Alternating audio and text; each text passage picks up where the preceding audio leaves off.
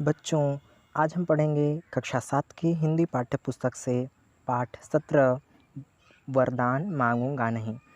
प्रस्तुत पाठ एक कविता है और इस कविता को लिखा है शिवमंगल सिंह सुमन जी ने। और इस प्रस्तुत कविता में उन्होंने स्वाभिमान और आत्मसम्मान का परिचय दिया है कि व्यक्ति का स्वाभिमान और उसका आत्मविश्वास ही सब कुछ होता है। यानी प्रत्येक परिस्थिति में, परिस्थिति चाहे जितनी ही विकट हो, व्यक्ति का स्वाभिमान और उसका आत्मविश्वास उसमें होना चाहिए। आज का हमारा पाठ है वरदान मांगूंगा नहीं। कक्षा 7 की हिंदी पाठ्य पुस्तक से पाठ 17 कविता है। चलिए आज का हम अपना ये पाठ शुरू करते हैं, कविता को पढ़ते हैं और इस कविता का हिंदी भावार्थ जानते हैं।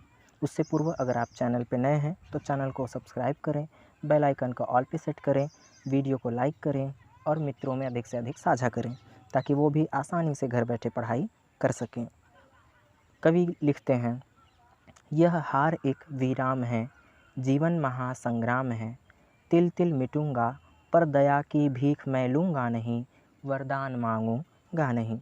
कवि कहते हैं यह हार एक विराम है कि जीवन महासंग्राम है। कवि कहते हैं कि ये जो हमारा जीवन है वह महासंग्राम है।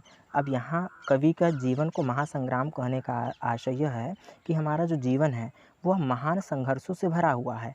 हमारा जीवन जब तक रहता है तब तक हमारे जीवन में कोई न कोई कठिनाई आती रहती है। तो कवि के कहने का आशय है कि इस जीवन के महासंग्राम में जो हार हमें मिलता है वह हार भी क्या है, एक विराम है। विराम बच्चों उस जगह को कहते हैं जहाँ हम थोड़ी देर के लिए रुकते हैं। तो इस जीवन के महासंग्राम में हार क्या है, एक विराम है, अर्थात एक क्षण का हमें केवल वहाँ विश्राम लेना है। कवि कहते हैं तिल तिल मिटूंगा कि मैं इस जीवन के महासंग्राम में हार हार के यानी हारते हुए तिल तिल करके अर्थात थोड़ा थोड़ा करके मिट जाऊंगा। पर दया की भीख मैं लूँगा नहीं, परंतु मैं किसी से दया की भीख नहीं मांगूंगा, मैं किसी से वरदान नहीं मांगूंगा, अर्थात मैं किसी से लिए अपने लिए याचना किसी से नहीं करूँगा। इस जीवन के महासंग्राम में जो हार मिलता है वह हार मेरे लिए विराम है और मैं उस हार को स्वीकार करके तिल तिल कर मिट जाऊंगा। पर मैं किसी से दया नहीं मांगूंगा, मैं किसी से दया की भीख नहीं लूँगा कि कोई व्यक्ति मुझ पर दया दिखाए, मैं किसी से वरदान नहीं मांगूंगा, अर्थात मैं किसी से अपने लिए जो है सम्मान नहीं चाहूँगा, किसी से अपने लिए सहायता नहीं मांगूंगा। कवि कहते हैं आगे, स्मृति सुखद पहरों के लिए, अपने खंडहरों के लिए, यह जान लो मैं विश्व की संपत्ति चाहूँगा नहीं, वरदान मांगूंगा नहीं।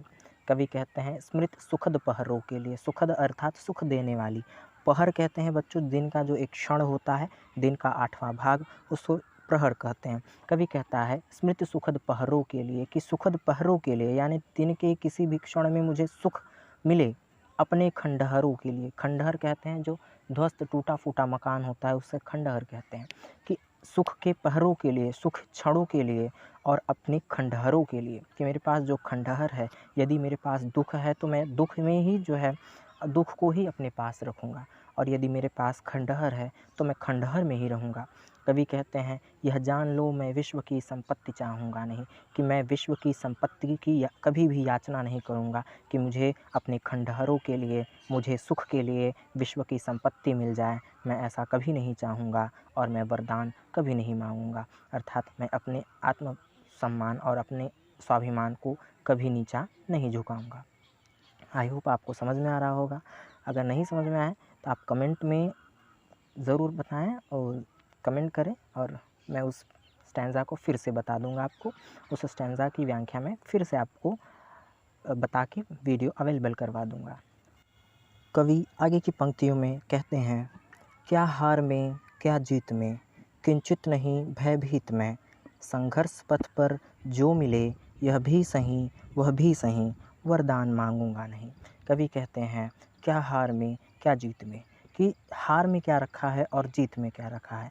किंचित नहीं भयभीत में, कि चाहे मुझे हार मिले चाहे मुझे जीत मिले, मैं किंचित थोड़ा सा भी भयभीत नहीं हूँ। संघर्ष पथ पर अर्थात कवि के कहने का आशय यह है कि संघर्ष पथ पर चलते हुए, अपने पथ पर चलते हुए, चाहे मुझे हार मिले चाहे मुझे जीत मिले, मैं हार या जीत से ज़रा भी भयभीत नहीं हूँगा।